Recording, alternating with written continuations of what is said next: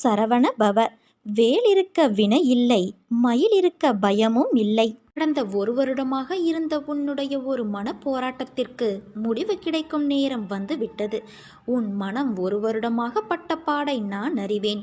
உன்னுடைய பொறுமைக்கு பலன் கிடைக்கும் நேரம் இது என் குழந்தையே. நீ இதுவரை கடந்து வந்த பாதையில் நீ பட்ட கஷ்டங்களுக்கு ஒரு முடிவு காண்பாய். யார் உன்னை கைவிட்டாலும் உன் நம்பிக்கை உன்னை கைவிடாமல் இவ்வளவு தூரம் அழைத்து வந்துள்ளது. அந்த நம்பிக்கையோடு சேர்ந்த நேர்மறை எண்ணங்களும் கூடி உன் வாழ்வின் பொன்னான தருணங்களை உருவாக்கப் போகிறது. நீ மகிழ்ச்சியாக இரு. உன் வாழ்க்கை சரியான திசையில் நகரப் போகிறது. இன்றைய தினம் உன்னால் என்னை பார்க்க முடிந்தால் நாளையே நீ கேட்டது நினைக்கும். நீ என்னை பார்த்த இந்த நொடி முதல் உன் கவலை, கஷ்டம், வறுமை, பிணி இவை அனைத்தும் உன்னை விட்டு விலகிவிடும். பிறர் உன்னை குறை கூறினாலும், உனக்கு கெடுதலே நினைத்தாலும் நீ அவர்களுக்கு நல்லதையே நினைக்க வேண்டும். நாம் எதை செய்கிறோமோ அதைத்தான் திரும்ப பெறுவோம். எல்லா சூழ்நிலைகளிலும் நீ நல்லதையே நினை, உனக்கு நல்லதே நடக்கும். உன் கோரிக்கைகளை என் செவிகளின் வழியாக நான் கேட்டுக்கொண்டே இருக்கின்றேன். உனக்காகவே நான் அவதரித்து வந்திருக்கின்றேன். உன்னை அழகுபடுத்தி வாழ்க்கை என்னும் புத்தகத்தில் நுழைத்து அதை பக்குவமாக கையாள வைத்திருக்கின்றேன். காயங்கள் இல்லாமலும் வலிகள் இல்லாமலும் வாழ்க்கையை கையாள முடியுமா? பொறுமையும் சகிப்புத்தன்மையும் வேண்டும். அகங்காரம், அகந்தை இவைகளை தவிர்த்துவிடு. அதன் பிறகு எல்லாம் உன்னால் முடியும். வாழ்க்கை சக்கரத்தில் அனைத்தையும் எதிர்த்து சந்திக்க நீ தயாராக இருப்பாய். வாழ்க்கையில் வருவது அத்தனையும் நிரந்தரமில்லை, அனைத்தும் மாயை. ஒரு நாள் உனக்கு, இன்னொரு நாள் வேறு ஒருவருக்கு. அதனால் கவலைப்படாமல் மகிழ்ச்சியோடு இருக்க பழகிக்கொள் என் குழந்தையே. உன் கோரிக்கைகள் எதுவாக இருந்தாலும் அதை கண்டிப்பாக நிறைவேற்றி நான் தருவேன். கர்ம வினைகள் உன்னை விட்டு விலகப் போகிறது. கடன் தொல்லைகள் விலகப் போகிறது. வரவேண்டியது வந்து சேரப்போகிறது. நீ எதற்காக காத்திருந்தாயோ அது நிச்சயம் நிறைவேறும். நீ விரும்பிய வாழ்க்கை, விரும்பிய வேலை இவை அத்தனையும் என் பரிபூர்ண ஆசிர்வாதத்தோடு உனக்கு கிடைக்கப் போகிறது தங்கமே. இனி நீ கொடி கட்டி பறக்கப் போகிறாய். கஷ்டப்படுகிறேன், என்னிடம் இல்லை, எப்படி தருவேன்? எதற்காக தர வேண்டும்? எதற்காக நான் செய்ய வேண்டும்? இப்படி பேசுவதை இன்றோடு தவிர்த்துவிடு. நான் இருக்கும்போது நீ கடுகளவும் கலங்கக்கூடாது. உன்னை எவரிடத்திலும் நான் விட்டு கொடுக்க மாட்டேன். எந்த நேரத்திலும் கைவிட மாட்டேன். நலமாக இருக்கிறேன், முடிந்ததை செய்கிறேன், முயற்சிக்கின்றேன், தருகிறேன் இப்படி சொல்ல பழகிக்கொள். என்னை நீ சரணாகதியடைந்தால் உன்னை நான் பாதுகாப்பேன். பொறுமையாக இரு என் தங்கமே. உன் கடந்த காலத்தை பற்றியோ தற்போதைய நிலையை பற்றியோ சிறிதும் கவலை கொள்ளாதே. காலங்கள் மாறும். மாறவில்லை என்றால் நான் மாற்றுவேன். வாழ்வில் நீ நினைத்து பார்க்காத வளமான வாழ்வை வாழ்வாய். நீ கடக்கும் பாதைகள் யாவும் உன் வாழ்வை மேன்மைப்படுத்தத்தான் நடந்து கொண்டிருக்கிறது. உனக்கு என்றுமே வழித்துணையாக நான் இருப்பேன் என் குழந்தையே. வாழ்வில் இதற்கு மேலும் நல்ல நல்ல நிலைமைகள் உள்ளது. இன்னும் பல அற்புதங்களை உன் வாழ்வில் நீ காணத்தான் போகின்றாய். பல அற்புதங்கள் உன் வாழ்வில் நடக்கத்தான் போகின்றது. இப்போது இருக்கும் எதுவும் நிரந்தரமல்ல. என்னை வழிபட ஆரம்பித்து எத்தனை நல்ல வினைகளை நீ செய்துள்ளாய். உன்னை ஏளனமாக பார்த்து நகைத்தவர்கள் முன்னிலையில் நீ கொடியாய் உயர்ந்து நிற்கப் போகிறாய். உன்னை தாங்கும் கம்பாக நான் இருக்கின்றேன். என் உயிராய் நீ இருக்கிறாய். உன்னுடைய மனநிலையில் ஏன் இந்த மாற்றம்? உன் இயல்பு நிலையிலிருந்து மாறி ஏன் இப்படி எதையும் உணராதது போல, வாழ்க்கையே மறத்து போனது போல ஏன் இந்த தோற்றம் உனக்கு? நீ நிறைய விஷயங்களை மாற்ற வேண்டியதாய் உள்ளது. உன் கோபம், அவசர புத்தி, சகிப்புத்தன்மை இல்லாத நிலை, எதற்கெடுத்தாலும் எரிச்சலான எண்ணம், அகங்காரம் இவற்றை மாற்றினால் நிம்மதியான சந்தோஷமுடைய வாழ்க்கையை நீ எய்துவாய். மற்றவர்கள் உன்னை காயப்படுத்தி உன்னை புறம் கூறினாலும் நீ நகர்ந்து வந்துவிடு. நீயும் அதையே செய்யாதே. பிறகு என் பிள்ளையான உனக்கும் அவர்களுக்கும் என்ன வித்தியாசம்? உன் பக்தி உண்மையானது. உன் அன்பு தூய்மையானது. அதில் எந்த குறையும் காண முடியாது. நடக்கின்ற மாயையும் கர்மாவும் தான் உன் நிலையை தாழ்த்த செய்கிறது. நீ வணங்கும் தெய்வம் நான் இருக்கும்போது உன் சூழ்நிலை எனக்கு தெரியாமல் எப்படி போகும்? உன்னை புரிந்து கொள்ளாமல் நான் எப்படி இருப்பேன்? என் அருளும் ஆசிர்வாதமும் எப்போதும் உனக்கு உண்டு. உன் மனவழி போக்கி உன் முகத்தில் நிச்சயம் புன்னகை மலர செய்யும் செய்தி உன்னை தேடி வரும். இந்த நொடியை என்னிடம் ஒப்படைத்துவிடு. ஒன்றை மட்டும் நன்றாக தெரிந்து கொள். புண்ணிய பலம் இருந்தால் மட்டுமே நீ என்னை வணங்க முடியும். எவ்வளவோ திட்டங்களை நீ தீட்டியிருக்கின்றாய். ஆனால் உன்னால் வெற்றி பெறத்தான் முடியவில்லை. என்னை வணங்கியும் உன் கஷ்டங்கள் இன்னும் தொலையவில்லை என அங்கலாய்க்கின்றாய். யார் கெஞ்சினாலும் கெஞ்சாவிட்டாலும் எனக்கு விருப்பமில்லை என்றால் நான் யாருக்கும் எதையும் தரமாட்டேன். அது மட்டுமல்ல, நீங்கள் எல்லோருமே திட்டங்களை தீட்டுகிறீர்கள். ஆனால் உனக்கு ஆதியும் தெரிவதில்லை, அந்தமும் புரிவதில்லை. உனக்கு எது நன்மை எது தீமை என்பது எனக்கே தெரியும். இந்த உலகில் எனக்கு தெரியாதது என்று எதுவுமே இல்லை. நடந்தது, நடப்பது, நடக்கப் போவது அனைத்தும் என் உள்ளங்கை நெல்லிக்கனி போல அனைத்தும் இருக்கிறது. என்னுடைய விருப்பத்திற்கு கீழ்ப்படிந்து நீ நடந்து கொண்டால் பக்தர்கள் சுகத்தையும் சாந்தியையும் பெறுவார்கள். இதுவரை நீ வேண்டியது உனக்கு கிடைக்கவில்லை என்றால் நீ என் எதிர்பார்ப்பிற்கு என்னுடைய விருப்பத்திற்கு நடக்கவில்லை என்று அர்த்தம். என் எதிர்பார்ப்புதான் என்ன என்று யோசிக்கிறாயா? நீ எப்போதும் சலனமற்ற மனம் உள்ளவர்களாக இருக்க வேண்டும். எது விதிக்கப்பட்டிருக்கிறதோ அதை தயங்காமலும் முணுமுணுக்காமலும் நீ அனுபவிக்க வேண்டும். இன்ப துன்பமும் சுக துக்கமும் நிலையற்றவை. இன்று இருப்பது நாளை மாறி போகும். அதனால் மாற்றத்திற்குரிய ஒன்றுக்காக மனம் கலங்காமல் இருக்க வேண்டும். மனதை எதன் மீதும் திருப்பாமல் என் பாதங்களின் மீது திருப்பி எப்போதும் சாதாரணமாக என் நாம ஜெபம் செய். காலம் எப்போதும் ஒரே மாதிரியாக இருக்கும் என்று கருதாதே என் குழந்தையே. தங்க சிம்மாசனங்களும் கண் மறைவாகிவிடும். அதிகாரங்கள் மறைந்து போகும். செல்வ வளம் சொல்லாமலேயே சென்றுவிடும். கொடுக்கும் கரங்களே பெற்றுக்கொள்ளும் கரங்களாகிவிடும். அப்போது கொடுப்பவர்கள் இருக்க வேண்டும் அல்லவா? அதனால் செல்வம் இருப்பவர்கள் கொடுப்பதை பழக்கப்படுத்தி கொள்ள வேண்டும். விதையை அப்படி விதைத்து கொண்டால் பலன் கிடைக்காமல் போகாது. என்னுடையது எனக்கு மட்டுமே என்ற பாவத்தோடு நாட்களை கடத்தி தேவை ஏற்பட்ட போது எனக்கு யாரும் இல்லை என்று கருதினால் பிரயோஜனம் என்ன? தானம் செய்தது ஒருபோதும் வீண் போகாது. ஆறுதல் சொன்னால் அது வீணாகாது. உதவி வீணாகாது. நல்ல சொற்கள் வீணாகாது. அன்பு வீணாகாது. தேவை நேர்ந்த போது அதிக பலனை இந்த குணங்கள்தான் இறைவனின் வடிவத்தில் பிரத்யட்சமாக உன் கண்முன் வந்து நிற்கும். என்றுமே வாழ்வில் நாணயம் போல இரு பக்கங்கள் இருக்கும். ஆனால் அதில் ஏதோ ஒன்றில்தான் உனக்கென்று தேவைப்படும் பக்கம் இருக்கும். உனக்கான இடம் வரும் வரை உன் பக்கத்திற்காக நீ காத்து கொண்டு இருக்கத்தான் வேண்டும். கஷ்டம் வரும் சமயங்களில் நிலை குலைந்து போய்விடாதே. நடப்பதை ஜீரணிக்க முடியாமல் திண்டாடாதே. எதையும் நம்பி யாரும் இல்லை என்று தைரியமடைந்து பார். இறைவன் ஒன்றை எடுத்துக்கொண்டால் இன்னொன்றை தராமல் இருக்க மாட்டான் என்று நம்பிக்கை வை. அமைதியாக இந்த இன்னொன்றை தேடு. அந்த நேரங்களில் அமைதி இழக்காமல் நம்பிக்கை இழக்காமல் நீ அப்படி தேடுவாயானால் இதற்கு முன் இருந்த நிலையை காட்டிலும் உயர்வான நிலையாகவே இருக்கும். நீ செய்யும் நல்ல காரியமும் பிறரிடம் காட்டும் பரிவும் செலுத்தும் அன்பும் நல்ல எண்ணமும் பல்கி பெருகி மீண்டும் உன்னிடமே திரும்ப வரும். அடுத்தவரை பற்றி நீ நினைக்கும் விதத்திற்கு நீயே காரணம். அதற்கு அவர் பொறுப்பல்ல என்பதை நினைவில் கொள். உன் எண்ணங்கள் மறு உருவாக்கம் செய்யப்படுகின்றன. உன்னுடைய மௌனமான எண்ணங்களையும் உணர்ச்சிகளையும் குறிக்கும் உன் அகம் சார்ந்த பேச்சு உன்னிடம் மற்றவர்கள் நடந்து கொள்ளும் விதத்தில் வெளிப்படும். அனுபவிக்காமல் கர்மவினை தீர்ந்து போகாது குழந்தையே.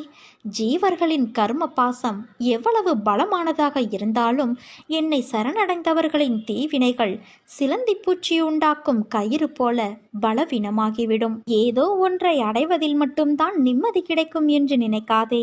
உழைப்பும் நேர்மையும் உன்னோடு இருக்கும் வரை உன்னை ஒருவராலும் வீழ்த்திட முடியாது. நீ நதி போல ஓடிக்கொண்டே இரு. உன்னோடு உன் கூடவே நான் இருக்கிறேன். ஒரு மனிதன் வாழ்க்கையை வாழ அவசியமான விஷயங்கள் இருப்பது போல வாழ்க்கையில் சந்திக்க, அதை கடந்து செல்ல, அதை எதிர்கொள்ள அவர்களுக்கு அடிப்படையான தேவை அன்பு, நம்பிக்கை, பொறுமை, நேர்மை, விடாமுயற்சி. ஒரு கடினமான சூழலை கடக்க ஒருவருக்கு நீடித்த நம்பிக்கையும் குறையாத பொறுமையும் மிக முக்கிய தேவை. உன் வாழ்க்கையில் உன்னை தலைகீழாக மாற்றும் சூழல் வந்திருக்கலாம். அது உன்னை நடுங்க வைத்து உன்னை பாடாய்படுத்தியிருக்கலாம். ஆனால் முயன்று மீண்டு வருவேன் என்று நம்பிக்கையை இழக்காமல் பொறுமையோடு அந்த சூழல் நிரந்தரமானது அல்ல என்று நேர்மறை எண்ணத்தில் எதிர்கொள்ள வேண்டும். அப்படி ஒருவர் நம்பிக்கை இழந்து நிர்கதியாயிருக்கும் சூழலில் அந்த ஆன்மா என்னை நோக்க செய்கின்றது. நம்பிக்கையை என் வார்த்தைகளால் நான் கொடுக்கின்றேன். அதை அவர் மனதில் பதிய, அவர் மனம் ஆனந்தமடைய சிறு லீலைகளை நடத்தி நம்பிக்கையை ஊர்ஜிதப்படுத்தி அதிகமாக்குகிறேன். உன்னிடத்தில் என்னை நம்புவதற்கு சிறு விஷயங்களை நடத்தி உன் ஆன்மாவோடு தான் இருக்கிறேன் என்ற உண்மையை வெளிப்படுத்தி உன்னை இக்கட்டான சூழ்நிலைகளிலிருந்து நான் விடுவிப்பேன். அது ஏன் அம்மா, நான் மட்டும்? நிறைய பேர் இருக்கிறார்களே என்றுதானே நீ கேட்கிறாய்? ருணானுபந்தம், அதாவது ஜென்ம ஜென்மமாய் தொடர்கின்ற பந்தம்தான் நீயும் நானும். நீயும் நானும் சொற்களால் இரண்டாக இருந்தாலும் தாய் கருவுற்று சிசு தன் வயிற்றில் இருக்கும்போது இரு உயிர் ஒரு உருவமாய் இருப்பது போல நீயும் நானும் இருக்கின்றோம். அதனால்தான் என்னை நம்பி என்னிடம் வேண்டுபவர்கள் எவராக இருந்தாலும் எல்லோரும் ஒன்றுதான் என்று சொல்கிறேன். என்னை நம்பினோரை நான் கைப்பிடித்து கொண்டே இருப்பேன். என் அன்பு குழந்தையே, உன் மனம் தள்ளாடி கொண்டு இருக்கிறது. கடிவாளம் இல்லாமல் நீ ஓடிக்கொண்டு இருக்கிறாய். என்றாவது ஒரு நாள் விடியும் என்று காத்திருக்கிறாய். நீ அனுபவித்து வரும் துயரங்களிலிருந்தும் கடினமான சூழ்நிலைகளிலிருந்தும் விடுபட துடிக்கிறாய். மாற்றங்கள் நடக்கப் போகிறது. இனி வரும் காலங்களில் உன்னை பாராட்டி பெருமைப்படுத்தப் போகிறார்கள். நீ விரும்பிய வாழ்க்கையை வாழப்போகிறாய் குழந்தையே. உன்னுடைய தோற்றங்கள் புது பொலிவோடு அனைவரும் கவரும்படி இருக்கும். உன்னை தேடி அனைத்தும் வரப்போகிறது. நீ எப்படி வாழ வேண்டும் என்பதை உன் அன்னையான நான் எழுதி கொண்டு இருக்கிறேன். உன்னை அனைத்திலும் சிறந்து விளங்கும்படி உன் அன்னையான நான் செய்வேன். இனி கலங்காதே. எந்த சூழ்நிலையிலும் உன் அன்னையான நான் உன்னை கைவிட மாட்டேன். முடியும் என்ற அதிர்வை உன்னோடு மூச்சாக கொண்டு செல். உன்னால் எந்தவிதமான வீழ்ச்சியின் எதிர்மறையிலிருந்தும் சூறாவளியாய் மீண்டு வர முடியும். நல்ல வாழ்க்கையை வாழ நினைப்பவர்கள் காயப்படுவார்கள். ஆனால் அவர்கள்தான் வாழ்க்கையில் என்றுமே ஜெயிப்பார்கள். நீ வாழ்க்கையை ஜெயிப்பதற்காக பிறந்த என் உயிர் குழந்தை. நீ ஜெயமாக வசந்தமாக வாழ்வாய் என் குழந்தையே. நீ தூக்கி எறியப்படும் இடங்களில் உன்னை நான் மேலே தூக்கி விடுவேன். காலதாமதமாகலாம், ஆனால் உனக்கு வெற்றி நிச்சயம் என் குழந்தையே. நீ பல நாள் ஏங்கி தவித்தது நாளைய தினம் நடக்கப் போகிறது என் தங்கமே. உனக்கு உதவி செய்ய மிக முக்கியமான நபரை நான் அனுப்பி வைக்கப் போகிறேன். அவரின் வருகை உனக்கு மிகவும் உதவியாக இருக்கும். வெவ்வேறு தெய்வங்களுக்கும் ஆன்மீக குருக்களுக்கும் மரியாதை செலுத்துவது என்பது நல்லது. ஆனால் எல்லா ஞானிகளும் கூறியுள்ளபடி நம்பிக்கை என்பது இறுதியில் ஒன்றின் மீதுதான் இருக்க வேண்டும். ஆன்மீக வளர்ச்சி பயணத்தில் ஒருவர் தம் குருவை தனக்குள்ளேயே தேட வேண்டும்.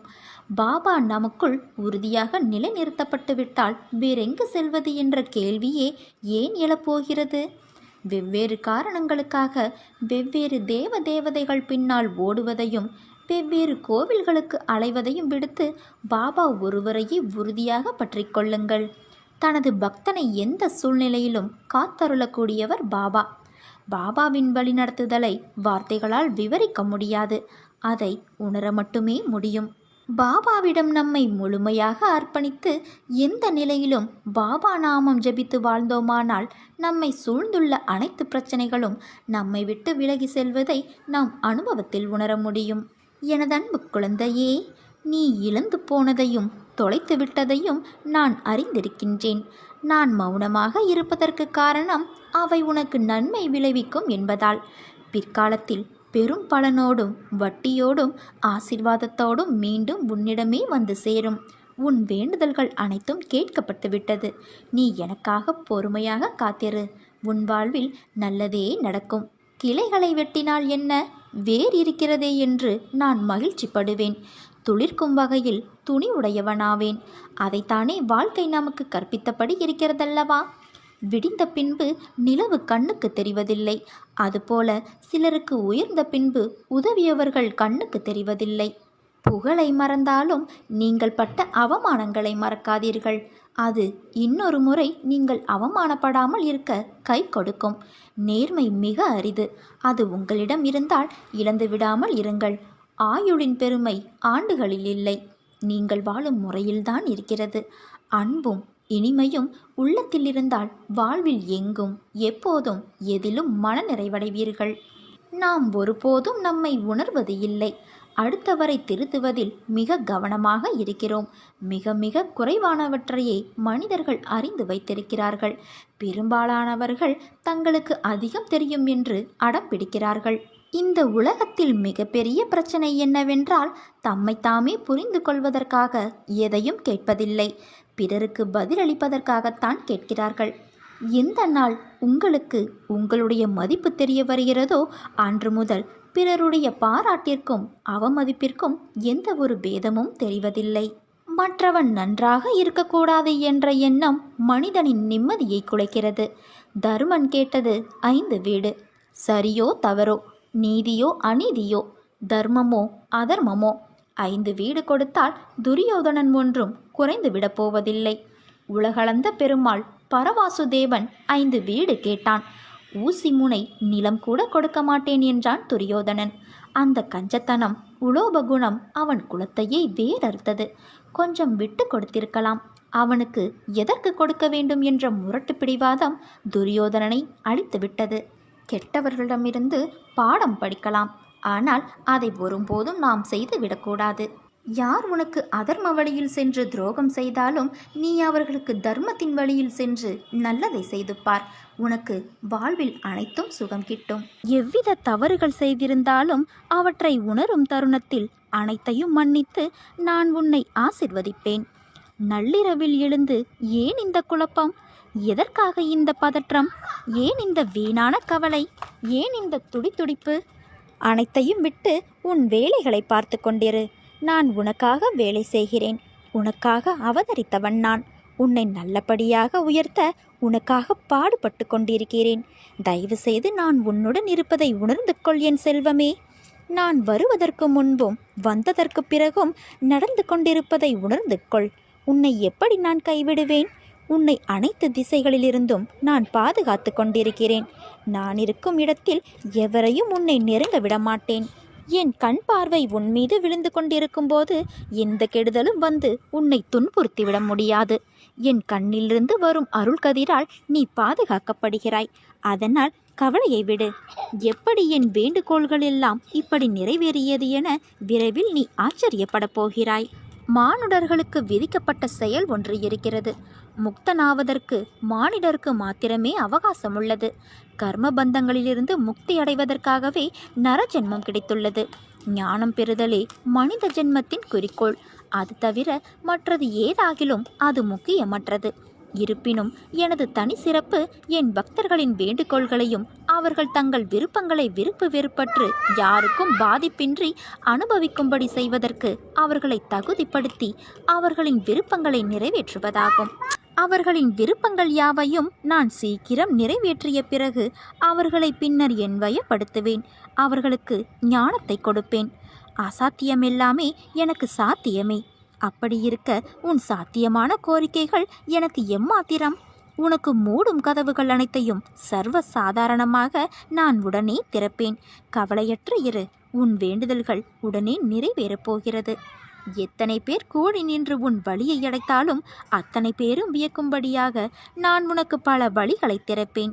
உன் சந்தோஷத்திலும் சரி, துக்கத்திலும் சரி, உன்னுடன் தான் இருப்பேன். உன் வழியை நான் மாற்றுவேன். என் பிள்ளையின் வளர்ச்சிக்காக நான் பாடுபடுவேன். உன் கண்ணீர் கவலையெல்லாம் முடியப் போகிறது என் தங்கமே. விரைவில் உனக்கான வெற்றி இலக்கு காத்து கொண்டு இருக்கிறது. பந்தய கோட்டை எட்டும் தருவாயில் அது உன்னை சோதித்து பார்க்கும். உன் பலம் என்ன, நம்பிக்கை என்பது எந்த அளவில் இருக்கிறது என்று. அந்த கட்டத்தில்தான் நீ இப்போது இருக்கிறாய். உன் வாழ்க்கைக்கு பொறுப்பாளி நான். உனக்கான அனைத்தையும் உன்னிடம் வந்து சேர்ப்பேன். நீ அழாதே.